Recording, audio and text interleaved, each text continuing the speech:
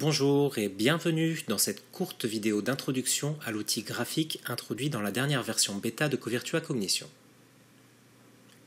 L'outil de suivi graphique vous permet d'obtenir, pour un exercice donné, l'évolution des résultats de votre patient. Pour accéder à cet outil, sélectionnez un résultat et basculez sur l'affichage série. Pour rappel, cet affichage vous permet d'obtenir sous une forme intuitive l'ensemble des résultats de votre patient pour cet exercice. Comme vous le voyez, la colonne de gauche est désormais scindée verticalement en deux. La partie supérieure reprend la grille de résultats et la partie inférieure reprend le graphe. Lorsque vous sélectionnez un résultat dans le tableau, le graphe affichera alors automatiquement l'évolution des résultats de votre patient pour les hypothèses de ce résultat. Ainsi, les résultats de toutes les séances avec les mêmes hypothèses seront par défaut affichés sur ce graphe.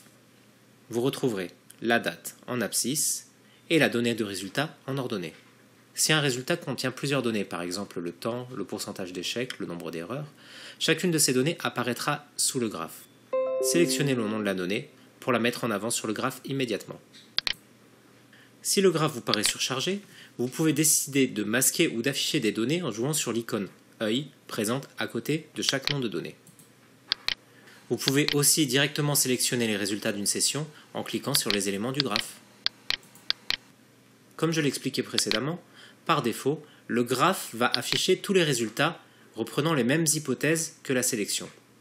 Vous pourrez d'ailleurs identifier les résultats pris en compte par le fond gris qu'ils affichent désormais sur la grille.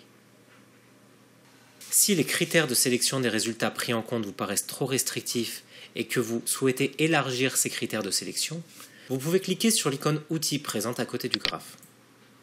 Cette icône vous permet d'ignorer certaines hypothèses.